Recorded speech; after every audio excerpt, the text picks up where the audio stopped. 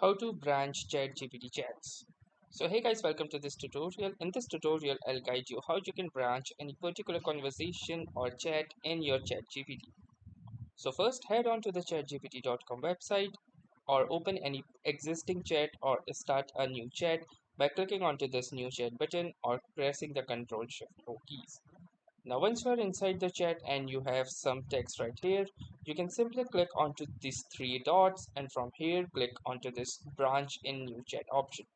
So you can do this for any messages. So for example, if I write it something more, so for example, I'll give it um, another prompt like to tell me more about the same.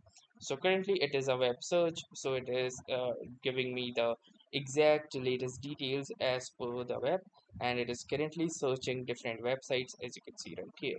So nevertheless, even if there is another response that it is going to give me, I can simply click onto these three dots and then click onto this branch in a new chat option.